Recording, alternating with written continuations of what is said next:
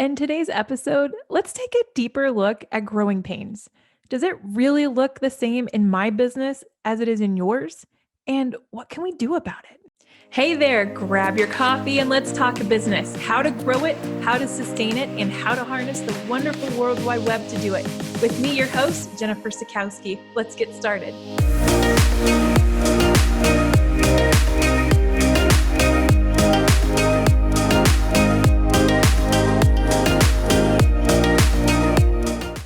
Hello, Jennifer Sikowski here, your host of Raney Day Talks Podcast.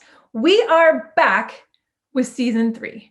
Now, I wanted to say, let's just blame COVID. Last year's podcast didn't, no, I can't even do that because that wasn't even the case. The case was why we had decided to take a big pause is that I was fighting burnout. We had a lot of changes happen. We're dealing with growth and growing pains of a business, just like all of that. And I, quite frankly, had to come to the understanding with myself or to allow myself some grace to hit pause, that it's okay. And that's what we did. So that way we have a little space that we could come back stronger, more focused, and continue to provide helpful content. So here we are. But you know what the thing is I'm going to talk about today? It's about growth and growth pains. And how do we deal with that? I mean, how do we deal with changes within our business? Y'all know I'm a mom. So I'm having some issues with my children getting older. I'm in a little bit of denial that my 4-year-old is getting bigger and she's going into 4-year-old preschool, more independent. My son is going into 1st grade and he's going to be gone all day. I just want to cry. And that realization is like, what have I been doing for the last few years? And I feel like I've been hustling so much and I work so much and I do all these things. And did I give them enough energy? So coming into the summer, I, as a business owner, had to step back and think, okay, how do I want to show up to where I'm still showing up for my home front, taking care of my family, but I'm also showing up in a way that's impactful for my team and for work. And what are the issues, that the broken links, the things that keep coming up that we keep either just, we'll get to that, or I'm not ready to make those changes, whatever it may be. I'm not ready to hire someone else, or we need to hire, but oh my gosh, to go through that process again, it's a lot. And I believe it just compounded. So why am I telling you all this? It's because I know what it's like to go through burnout. And this business turns 10 this year. And sometimes you have to take a step back and be like, okay, is this still bringing me joy? Am I still showing up and being helpful? Am I being impactful for our team and for our customers? And how are we delivering those results? What sucks is that I have to get my ego out of the way, right? Because it's not about me. It's about the people that we work alongside with. And I always wanted to show up and be, just a positive force within our team. We have such an awesome just culture, and the people who are coming on board, they're just awesome humans. And I feel blessed to be able to work alongside of them. So in doing all of this, we've had to tackle these growth pains. And I always thought growth pains means, we're selling a lot more and our revenue is growing and there's growth pains with that scale. Do you know growth pains can also happen within depth? It can be deep. It doesn't have to be up. It can go down deep, if that makes sense, like in the root of your business. And that's how we were. And our growing pains has been through identifying that each one of us have a particular role that we need to play within this company. And I'm super good at rushing in to be the hero and to be helpful. And, oh, no problem, I can jump into WordPress. Oh, no problem, I can do this. Oh, let me hijack that. I'm really good at that because that feels good, right? You're putting out the fires, you're checking off tasks. It's good.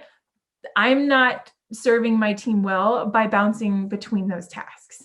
I need to be outside of our support desk and focus on nurturing relationships with our customers, continuing to add value, sales, and just lead generation itself. Showing up here to the podcast. That's where I should be. I get all like juiced up from talking to people and from doing these podcasts. Even though I'm sitting here staring at a computer screen and looking back at myself, it makes me feel good, right? It's fun. So that's where I need to be. I need not to be saving the day into tasks because my team's got it. I hire people who are smarter than me and that can take it and run. They don't need me. So the shift had to take place to where we start identifying what roles that we have and that we need to fill, the right people in the right position, and then getting Jen the heck out of the way. So I'm working on that. And since then, I'm still filling other positions' shoes right now as we're going through those changes, right? Because I can't do it all. And when we hire someone in and we let them do multiple things, even though they are magical unicorns, it's like muddy in the water, right? Because if we can focus our team members doing one thing and doing it so well, it's going to help out the team. So right now I'm fulfilling a couple roles. I don't need to be doing that. And yeah, does it hurt a little bit to hire again right now? Yes. But once again, that's growth, right? It's having peace about making decisions that will not only have a positive impact, but that it will allow us to grow together. And what I've identified is that I could hold this team back. There, I said it for the world. I could easily just stay in the comfort zone and let's just continue on where we're at and we can just ride this out. We're doing okay. We'll just ride this out. But that does not sit well for me. And if you all know me and have seen any of my videos or any of my content that I personally put out, I fight against that comfort zone. I know and I believe in my core that awesome things happen outside of the comfort zone. So that's what I'm going to do. If I'm going to preach it, I have to walk it. So that is what we're focused on, is we're going to step outside this comfort zone of having it all figured out, and we're going to implement the crap out of it anyways. And it's going to be messy, but we all agree to give each other some grace as we implement these new processes. Because we just did it when I'm getting all loud because I'm getting excited. Sorry. We just went through this with our project management software. Long story short, it wasn't working for us, and it worked because it was tried and true, and we can make it work, and it was fine. It was trustworthy and it worked, but it didn't flow with our team, if that makes sense. If you've dealt with project management tools, because there's tons out there, it was very rigid, and my team is very fluid. And we're very creative, and it was like in a box. So we decided after, and she's probably listening to this, God bless you for bringing this to the table and pushing this. It wasn't until after she had left and spread her wings onto bigger and better things, we've shifted over from our current project management to another project management. But in the beginning, I did not want to talk about it. I said, God bless you. If y'all want to take this on and it's not working for y'all, I just can't right now. And looking back, I'm like, okay, that was good and bad. I could have handled that a little bit differently, but I know also I did empower them to talk and like work it out, because it wasn't after the fact that those same conversations kept coming up. And I had to look at the cost. If we continued on the same route, I'm spending a lot more if we would just shift over. And so I finally was like, okay, if we're going to do this, let's start making a plan. And I got to see some of those notes and the conversations when they were brainstorming the pros and cons and doing a SWOT analysis of why would it be beneficial? Do we really want to save? And like listening to the team, that was awesome. Like, why don't we do more of this? Why am I not out of more of these type of conversations and let y'all run with it? Because there's magic in that. There's magic in collaboration and communication. There's magic in brainstorming to the betterment of our company that doesn't involve me. It's because that means that they got it, right? That they believe in what we do, they protect what we do, and that they want to find a better solution. That feels so good. I only pray that you can feel that too. So even with that project management tool, it was a beast to move over because it was a completely new software. Well, that was growth as well, because we all relied on each other and we all agreed this is going to be messy, but we're going to do this anyways, because we know at the end of the day, it's going to be better. And it's not better for Jen or the happiness coordinator or the developer, but it's better for everyone and it's going to help us. So that's how we tackled that. And at the end of the day, it was good.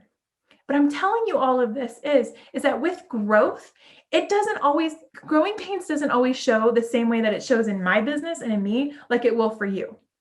So if it gets uncomfortable and business gets a little rocky, or maybe you don't have the sales, hey, it's time to look inside the business. It's time to look at what processes or what links that are broken right now, what is not working in if our business is a machine, what cog is jammed up, or what wheel is broken that it's causing it not to work. Now, it's not till now that I'm starting to identify quicker when that happens. So I encourage you is if you can document your processes, have those to where everybody knows where they're at, and that you start to look at the efficiency of how your team runs, you'll start to pick up on those pieces.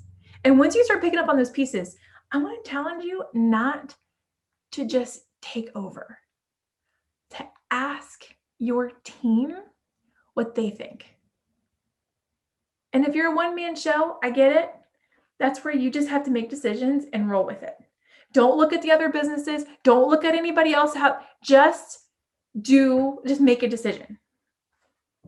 Because in that gray area, you're no good to anyone. And that's where I sometimes get stuck because I'm like, I need to make the right decision. No, you just make it and run, because good, bad, or different, it's better to make a decision. All right. And if I took this on the face side, I would say, good, better, and different, God will deal with you. Just make a decision. So same thing, make a decision, because if you are with a team, they're looking for you for that leadership. So even if you have to hit, okay, let me look through this, I'll come back to you. Allow yourself a little room to really look at the pros and cons. I'm big about making lists, but do not stay in there, because that's hindering you from growing. So identify what's going on and where those broken links are in your business, and just ask what's working, what's not. We've tried to change the way that we have our monthly meetings with each of our team members, with me, our one-on-ones. And it's been awesome, because last month I just sat and listened. You tell me, you provide me feedback. Am I being a good boss? Like, that type of conversations has totally shifted our culture, and just, we were communicating, but now it's opened up. So back to growing pains and what that could look like, and how it can be deep and there's depth to that. It could be software issues. It could be maybe we don't have the right person in the right position, or it's time to hire someone, that it's coming down to where you're getting pulled in. Because my friend, let me tell you, when you think that no one can do what I can do, they may not have that same flair, that how you show up, but you can train them on how to do the tactics that you're doing. So I don't care if it's sales, I don't care if it's building something, how we run some of our services, you can still train someone.